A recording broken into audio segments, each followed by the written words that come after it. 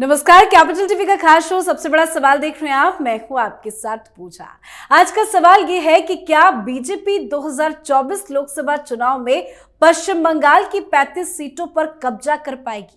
और ये सवाल इसलिए क्योंकि बीजेपी ने लोकसभा चुनाव के लिए 35 सीटों का लक्ष्य रखा है। बीजेपी अध्यक्ष जेपी नड्डा और गृह मंत्री अमित शाह कोलकाता के दौरे पर हैं। आज उनके दौरे का दूसरा दिन है। बीजेपी ने ममता बनर्जी के किले में सेंध लगाने के लिए नई चुनाव प्रबंधन समिति का ऐलान भी कर दिया है। नई प्रबंधन समिति में अमित शाह, जेपी नड्डा, पश्चिम बंगाल भाजपा के अध्यक्ष सुकांत मजूमदार, शुवेंदु अधिकारी, दिलीप घोष, लॉकेट चटर्जी सहित 15 सदस्य बनाए गए हैं। ये सदस्य 2024 लोकसभा चुनाव के लिए बीजेपी की रणनीति बनाने का काम करेंगे। तो आखिर इस टारगेट को कैसे अपने पाले में करेंगे बीजेपी के नेता, बताएंगे आपको। बीजेपी के मिशन पश्चिम बंगाल पे चर्चा करेंगे। मेरे साथ स्टूडियो में मौजूद हैं कैपिटल टीवी के editor in chief doctor Manish Kumar. Doctor साहब, बहुत बहुत स्वागत है आपका। धन्यवाद। 35 सीटों का टारगेट है, कैसे पूरा होगा? देखिए, अमित शाह जी के बारे में एक बात कहा जाता है, अगर वो टारगेट दे देते हैं तो उसको अचीव करते हैं। जैसे पिछली बार लोकसभा के चुनाव में उन्होंने क्या कहा था, अब की बार 300 पार, यही नारा था। 300 पार हो गया, अब 35 कहा जा रहा है। क्यों कहा जा रहा है, कितनी इसमें सच्चाई है, क्या यह फिजिबल है या नहीं है, तो अभी 2-3 चीजें समझना जरूरी है। पहली बात यह है कि भारतीय जनता पार्टी से ममता बनर्जी बुरी तरीके से डरी हुई। डर किस बात का है, यह ममता बनर्जी तो वो ममता बनर्जी नहीं है जो 2019 में नजर आई, या फिर असेंबली इलेक्शन जो उसके बाद हुआ उसमें नजर आई। वो दंभ, वो अहंकार, वो सारा कॉन्फिडेंस ममता बनर्जी का गायब नजर आ रहा है। क्यों? क्योंकि उनका हाल में बयान आया है कि वो वामपंथियों के साथ भी मिलकर चुनाव लड़ सकती हैं, कांग्रेस पार्टी के साथ भी मिलकर चुनाव लड़ सकती हैं। अलायंस चाहिए इनको। वो कह रही हैं कि हमें कोई दिक्कत नहीं है, सीट शेयरिंग का फॉर्मूला पे बातचीत हो रही है। जब जब जा रही है इंडिया गठबंधन की मीटिंग में, वो कह रही है पहले बंगाल में क्या क्या सीट का अरेंजमेंट होगा वो तय करो। तो जब आप कांग्रेस वामपंथियों से अलायंस करने के लिए उत्सुक है और आप अपने इंटेंशन को जो है पब्लिक करती हैं, तो इसका मतलब क्या है? इसका मतलब साफ है कि डीप डाउन आप इस बात से कन्विंस हो चुकी हैं कि बीजेपी को अकेले आप नहीं हरा सकती।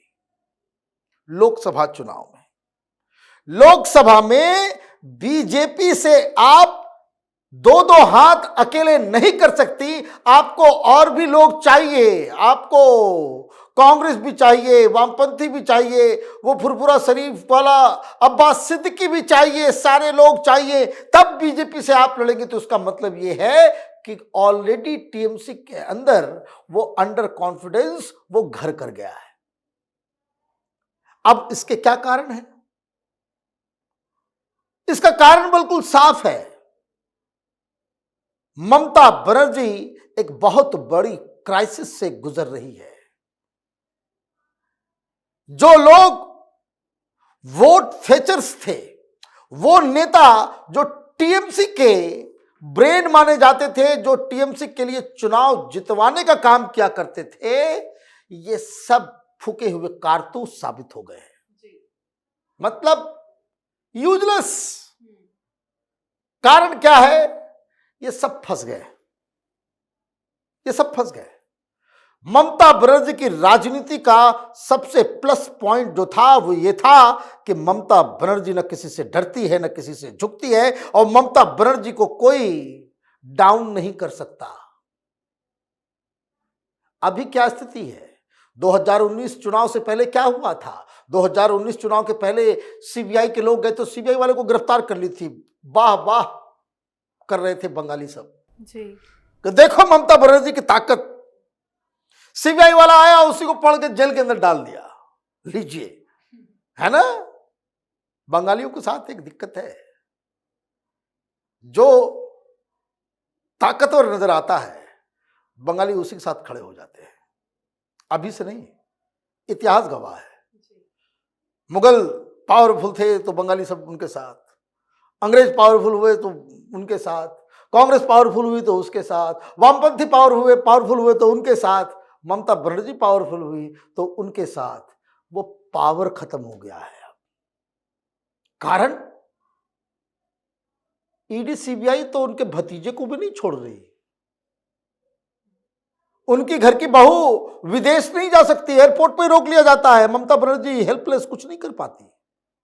और आज इस मुकाम पे जहां इनके तमाम लीडर्स जेल के अंदर हैं, घोटाले, चोरी, पैसा खाने में, लोगों के जीवन को बर्बाद करके आपने जो ये काम किया है।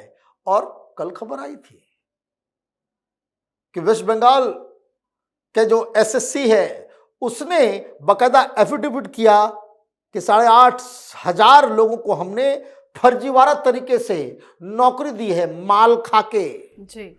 और वो नोटों का पहाड़, Partha Chatterjee, right hand of Mamata Banerjee, वो जेल के अंदर सड़ रहा है, निकल नहीं पाया।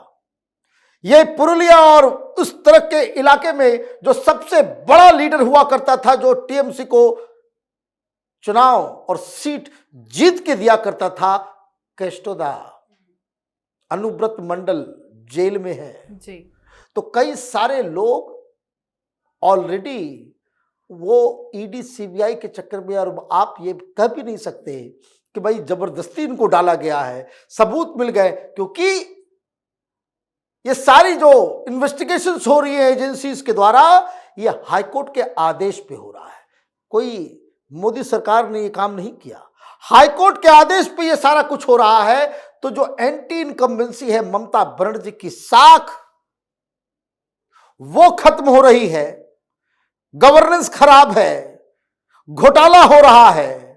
और इन सब के बावजूद जो सबसे बड़ा फैक्टर जो मैं बता रहा हूं कि पावरलेस हो गई है ममता बनर्जी। वो अपने नेताओं को नहीं बचा पा रही हैं, वो अपने करीबियों को नहीं बचा पा रही हैं। तो ये जो पावरलेसनेस और एंटी इनकम्बेंसी, वो ममता बनर्जी के लिए बहुत ही ज्यादा संकट क्रिएट करेगा। अब सवाल तो वहीं पे आके अटका है, 35 मिलेगा या नहीं मिलेगा। तो अभी एक ताजा सर्वे हुआ सी वोटर्स ने। सी वोटर क्या है?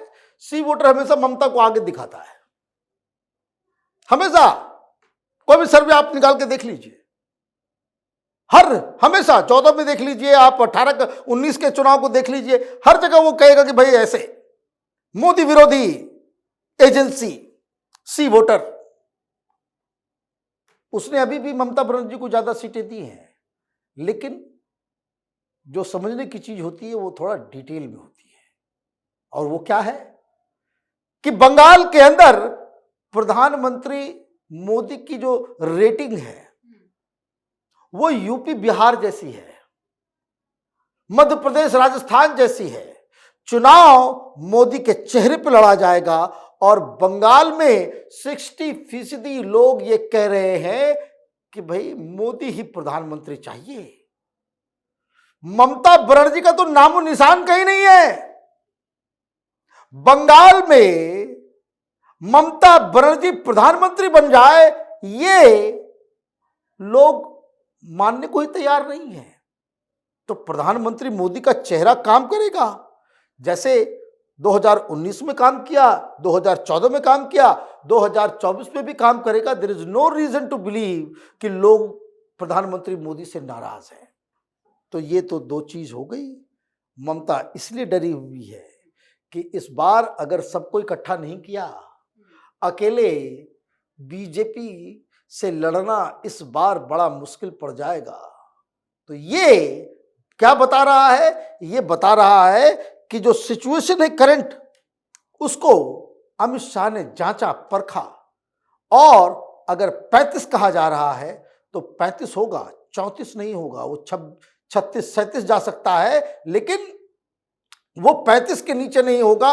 ये तैयारी के साथ और बीजेपी जितना ही ऑर्गेनाइज्ड पार्टी है, ये 35 सीट कौन कौन से हैं उसको बकायदा चिन्हित भी कर चुकी होगी और उसके ऊपर किस तरह से काम करना है उसी का फैसला कल कलकत्ता में हुआ और कालीबाड़ी से प्रचार प्रसार का जो पूरा खेल जो है मां काली के आशीर्वाद से वहां से शुरू किया जी, गया है। बहुत बहुत धन्यवाद समझाने के लिए। धन्यवाद। तो बीजेपी ने 2024 में पश्चिम बंगाल से 35 सीटें जीतने का लक्ष्य निर्धारित किया है, पर सवाल यही है कि क्या ये लक्ष्य हासिल किया जा सकता है? क्या बीजेपी के लिए ममता बनर्जी के किले को भेद पाना संभव होगा? और इन्हीं सवालों के जवाब के लिए बीजेपी ने पूरी तैयारी कर ली है, टारगेट सेट है, रणनीति तैयार है, चुनावी शंखनाद भी हो चुका है। अब देखना होगा बीजेपी अपने इस मिशन को कैसे हासिल कर पाती है। आप अपनी राय कमेंट कर लिखें। देखते रहिए कैपिटल टीवी। नमस्कार।